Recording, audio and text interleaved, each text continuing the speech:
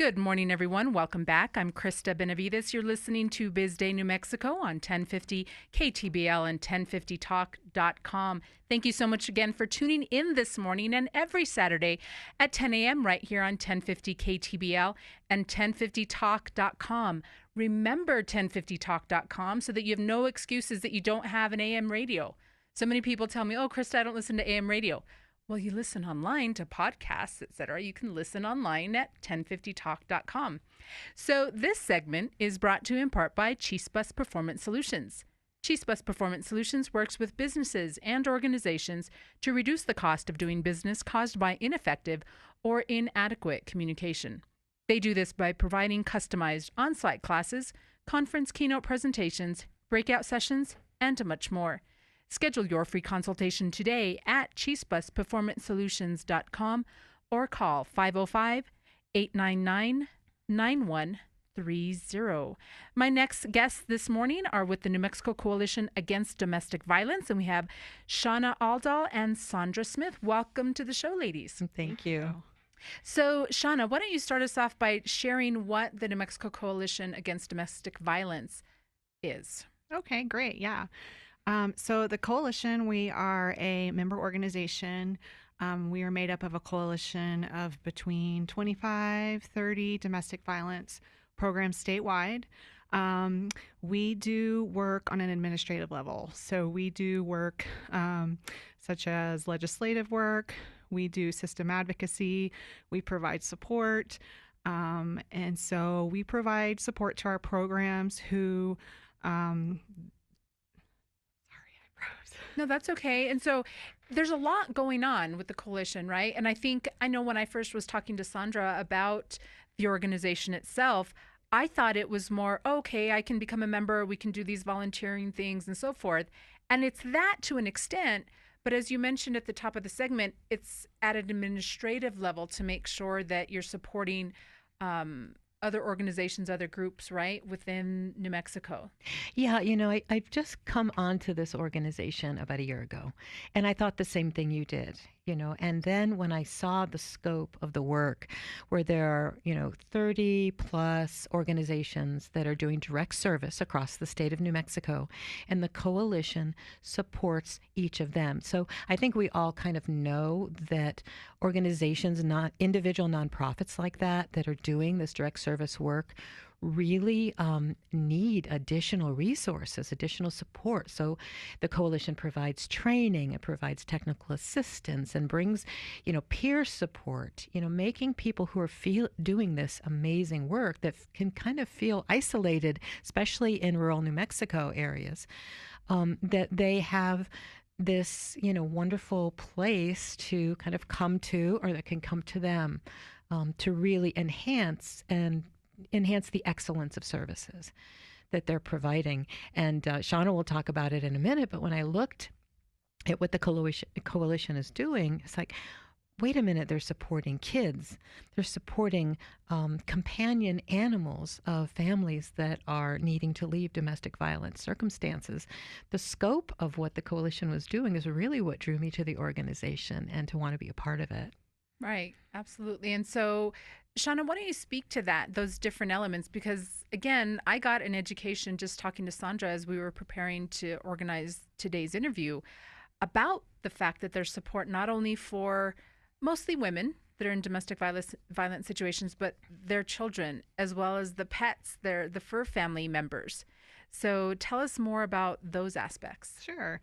So a few years ago, we started a children's capacity building project. And the reason we started this project is because, and people may be surprised by this, but I'd say maybe less than a third of our domestic violence programs had services targeted specifically to children. So through our capacity building pilot project, we got some funding through the legislature, and we were able to provide resources to help put in a salaried position within these programs to build children's services pretty much from scratch. And so our domestic violence programs that participated in this project have developed some very innovative work. So for instance, one of our children's project sites, they do what's called dog group. And so they blend service animal training with their counseling services. So the children there actually help train service animals that will eventually go into homes with people with disabilities. We also have another program that does a lot of art therapy, and that's to native populations. So it's on a pueblo, and that children's project does work that's targeted to the population that they're serving. So all of our programs do very innovative, creative work, and have successfully built capacity within our state. And we continue to want to increase our capacity. We want all of our domestic violence programs to be able to provide creative, innovative, family-focused services. And research shows that early intervention can help children, can help them heal from trauma that they experience through domestic violence. Absolutely. And so the fur babies, as I like to call them, pets. I used to have some fur babies before I had my human babies. Talk about that, because I believe, if I remember my conversation with Sandra correctly, there's an education element that identifies if there's abuse with animals, there's a likelihood that there's abuse with the family members or something. Am I remembering that correctly? Yes. So how about educate the listeners onto that? Yeah. Fill in the blanks for them. So it's the link. And so it's the link between animal abuse and domestic violence and child abuse.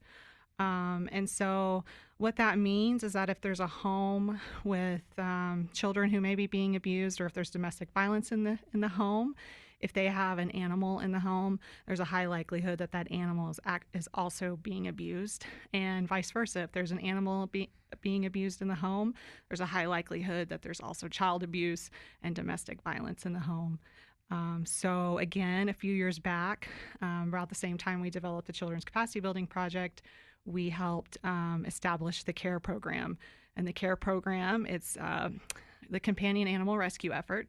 And that program helps temporarily house animals of people that are trying to flee domestic violence and go into a shelter. And so this program has a network of kennels, foster homes that they'll place the animal temporarily while the family can seek services in shelter. Most domestic violence shelters in our state don't have on-site kennels. And there's a huge percentage of people that will not flee a domestic violence situation out of fear that their animal will be hurt or unfortunately killed in some circumstances, or those are their babies, as you say. And so just as someone wouldn't leave their child behind, they're not going to leave their animal behind.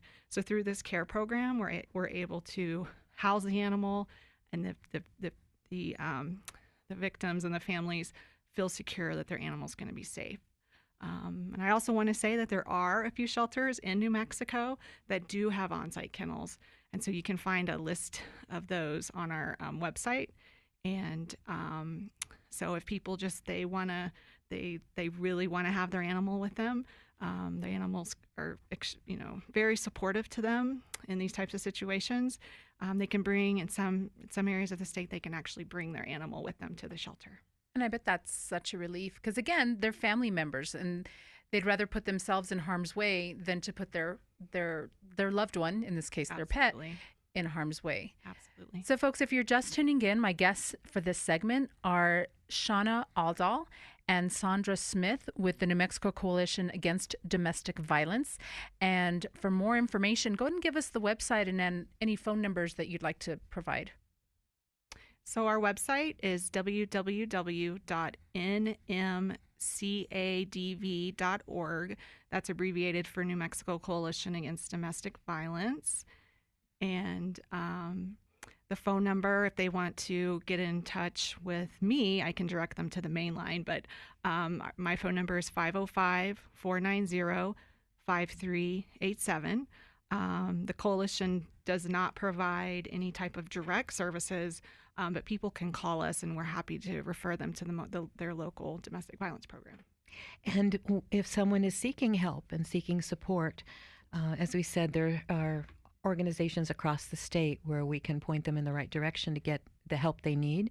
And to get to the website, they'll also find the national hotline number as well. So there's always help out there, and we want everybody to know that. Excellent. And the domestic violence 24-hour hotline, just for you listeners that are out there now might be needing help or you know somebody, that number is 1-800-799-7233.